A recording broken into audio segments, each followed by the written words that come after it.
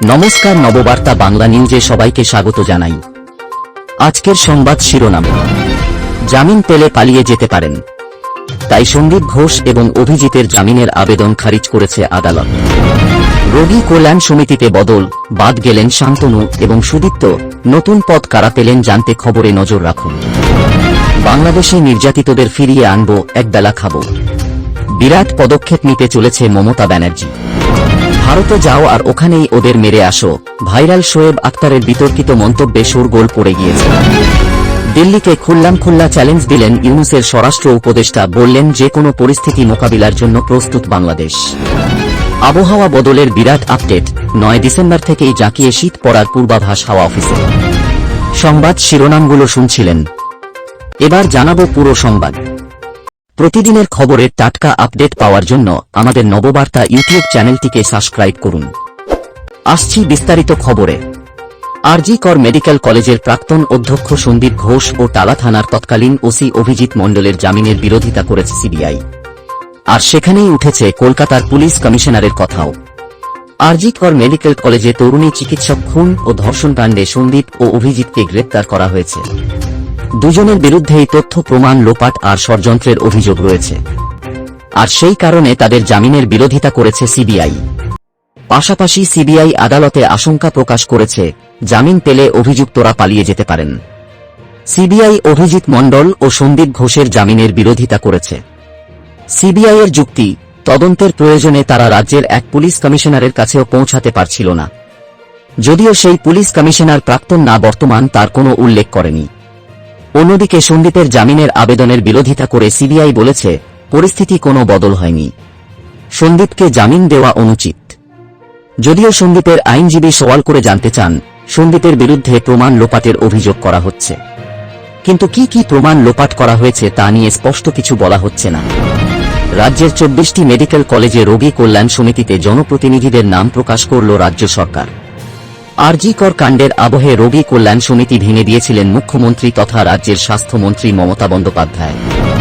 এরপর সোমবার 24টি মেডিকেল কলেজের রোগী কল্যাণ সমিতির সরকারি প্রতিনিধিদের নাম ঘোষণা করল স্বাস্থ্য দপ্তর। তাৎপর্যপূর্ণভাবে দেখা গেল, কোনো মেডিকেল কলেজেই প্রতিনিধি হিসাবে নাম নেই শান্তনু সেন, সুদীপ্ত রায় ও নির্মল মাঝির। এরা আরজি করের ঘটনা নিয়ে জুনিয়র চিকিৎসকরা স্বাস্থ্য ভবনের সামনে বসেছিলেন ধর্নায়। সেইখান থেকেই মমতা বন্দ্যোপাধ্যায় ঘোষণা করেছিলেন, রোগী কল্যাণ সমিতি ভেঙে নতুন করে রোগী কল্যাণ সমিতি গঠন করা হয়েছে।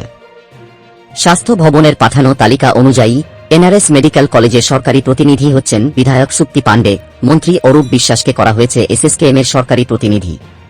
আরজি করের সরকারি প্রতিনিধি deputy mayor Atin Ghosh. Kolkata medical কলেজে শশী পাঁজা, ন্যাশনাল মেডিকেল কলেজে জাভেদ খান, সাগর দত্ত মেডিকেল কলেজে মদন মিত্রকে করা হয়েছে রোগী কল্যাণ সমিতির সরকারি প্রতিনিধি। বস্তুত শান্তনু সেন এনআরএসের আরকেএসের চেয়ারম্যান ছিলেন। সুদীপ্ত রায় আরজি কর কলকাতা মেডিকেল কলেজের আরকেএস চেয়ারম্যান ছিলেন। বাংলাদেশে চলমান পরিস্থিতি নিয়ে বিধানসভায় মুখ্যমন্ত্রী মমতা বন্দ্যোপাধ্যায় গভীর উদ্বেগ এবং দুঃখ প্রকাশ করেছেন। তিনি স্পষ্ট ভাষায় বলেন, ওখানে আমাদের লোক অত্যাচারিত হোক, এটা আমরা চাই না। আমাদের জনগণ সেখানে অত্যাচারের শিকার হচ্ছে, এটি আমাদের জন্য এক বিশাল দুঃখের বিষয়। আমরা চাই যত তাড়াতাড়ি সম্ভব আমাদের মানুষদের ফিরিয়ে আনা হোক। আমরা তাদের নিরাপত্তা চাই। যদি প্রয়োজন হয় একবেলা খাব, একটা রুটি ভাগ করে নেব। মুখ্যমন্ত্রী বাংলাদেশের সংখ্যালঘু সম্প্রদায়ের উপর অত্যাচারের বিষয়টি তুলে ধরে বলেন, যে কোনো পরিস্থিতিতে বাংলার জনগণের উপর নির্যাতন সহ্য করা হবে না। যদি আমাদের মানুষদের ক্ষতি হয়, আমরা চুপ করে বসে থাকব না। আমরা তাদের রক্ষা করতে যা কিছু করতে হবে তা করব। তিনি আরও জানান, বাংলাদেশের পরিস্থিতি অত্যন্ত উদ্বেগজনক এবং আমরা পশ্চিমবঙ্গের মানুষ হিসেবে আমাদের দায়িত্ব পালন করতে প্রস্তুত। আইসিসি চ্যাম্পিয়ন্স ট্রফি পাকিস্তানে খেলতে যাবে না ভারত। সাফ জানিয়ে দেওয়ার পরও বিষয়টি নিয়ে কম জল ঘোলা হয়নি। চলেছে দুই দেশের ক্রিকেট বোর্ড ঠান্ডা লড়াই। তবে শেষ পর্যন্ত ভারতের অনড় মনোভাব ও আইসিসির হস্তক্ষেপের কাছে নমনীয় হতে বাধ্য হয়েছে পিসিবি। আনুষ্ঠানিক ঘোষণা না হলেও আইসিসি চ্যাম্পিয়ন্স ট্রফি 2025 হতে চলেছে হাইব্রিড মডেলে। তবে পরবর্তীতে ভারতে কোনো আইসিসি ইভেন্ট হলে সেক্ষেত্রেও হাইব্রিড মডেল অনুসরণ করার শর্ত দিয়েছে পাকিস্তান। এই বিষয়টিকে ভালোভাবে দেখছেন পাকিস্তান প্রাক্তন speed star Shoaib Akhtar. Hybrid মডেলে পিসিবির হোস্টিং রাইটস ও অধিক রেভিনিউ দাবিকে সমর্থন জানালেও ভবিষ্যতে ভারতে খেলতে না যাওয়ার পিসিবির সিদ্ধান্তকে সমর্থন করেননি রাওয়ালপিন্ডি এক্সপ্রেস। ভারতে খেলতে যাওয়ার প্রসঙ্গে মন্তব্য করতে গিয়েই বিতর্কিত মন্তব্য করে ফেলেন শোয়েব আখতার। পাকিস্তানের একটি টিভি চ্যানেলের অনুষ্ঠানে যোগ দিয়ে শোয়েব আখতার বলেন, আমার মনে হয় ভারতে গিয়ে খেলার দিক থেকে আমাদের তরফেই বন্ধুত্বের হাত বাড়ানো উচিত। আমি সব সময় বিশ্বাস করি তাদের ঘরে গিয়ে খেলো এবং ওখানে গিয়েই ওদের মারো। শোয়েব আখতারের এই মন্তব্যের ভিডিও সোশ্যাল মিডিয়ায় ভাইরাল হতে বেশি সময় লাগেনি। নেট দুনিয়ায় লেগে গিয়েছে দুই দেশের ক্রিকেট ফ্যানেদের। হিন্দু ধর্মগুরু চিন্ময় প্রভুর গ্রেপ্তারি নিয়ে ভারতের সঙ্গে সংঘাতের রাস্তায় হাঁটার সিদ্ধান্ত নিল মোল্লা মোহাম্মদ ইউনুসের সরকার। ইতিমধ্যেই অন্তর্বর্তী সরকারের একের পর এক উপদেষ্টা দেশ জুড়ে চলা হিন্দু নিধনযজ্ঞের পক্ষে সওয়াল করে পড়শি দেশ ভারতকে রক্তচোখ দেখাতে শুরু করে দিয়েছে। গত রবিবারই বাংলাদেশে হিন্দু নির্যাতন নিয়ে অপপ্রচার বন্ধ না করা হলে ভারতের পক্ষে ভালো হবে না বলে হুমকি দিয়েছিলেন বিদেশ উপদেষ্টা তৌহিদ হোসেন। আর এবার এক ধাপ এগিয়ে স্বরাষ্ট্র উপদেষ্টা তথা প্রাক্তন সেনাকর্তা জাহাঙ্গীর আলম চৌধুরী হুঙ্কার ছুড়েছেন, সীমান্তে যে কোনো পরিস্থিতি মোকাবিলার জন্য আমরা প্রস্তুত আছি। কেউ যদি বাংলাদেশিদের দুর্বল ভাবেন তাহলে ভুল করছে। এদিন রংপুরে গিয়েছিলেন স্বরাষ্ট্র উপদেষ্টা। রংপুর বিভাগের ৮ জেলার পুলিশের পদস্থ আধিকারিকদের সঙ্গে বৈঠক করেন তিনি। ওই বৈঠকে ভারত সীমান্তে বিশেষ নজর রাখার নির্দেশ দেন তিনি। ভারতীয় কেউ সীমান্ত টপকানোর চেষ্টা করলে সরাসরি গুলি চালিয়ে খতম করারও নির্দেশ দেন। পরে সাংবাদিকদের মুখোমুখি হয়ে স্বরাষ্ট্র উপদেষ্টা বলেন, কাউকে আমরা ভয় পাই না। সীমান্তে যে কোনো পরিস্থিতি মোকাবিলা করার জন্য প্রস্তুত রয়েছি। এবার নজর রাখব আজকের আবহাওয়ার খবরে। আলিপুর হাওয়া অফিসের সোশ্যাল মিডিয়া সাইটের বার্তা অনুযায়ী আজ কলকাতার সর্বোচ্চ ও সর্বনিম্ন তাপমাত্রা 25 ও 19 ডিগ্রি সেলসিয়াস।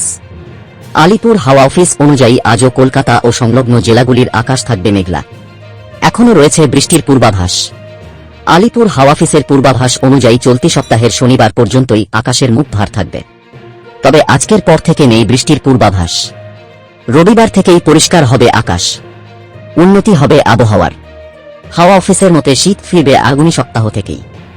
আবহাওয়াবিদদের অনেকের কথায় আগামী 9 ডিসেম্বরের পর থেকেই কলকাতায় জাঁকিয়ে শীত পড়বে। উত্তরবঙ্গের জেলাগুলিতে শীতের আমেজ, সঙ্গে সকালের দিকে থাকবে কুয়াশা। পরবর্তী সংবাদ দেখার আমন্ত্রণ জানিয়ে এখনকার মতো শেষ করছি। নববার্তা বাংলা সংবাদ দেখতে এবং অথেন্টিক টাটকা খবরের জন্য চ্যানেলটিকে সাবস্ক্রাইব করে রাখুন। ধন্যবাদ সবাইকে।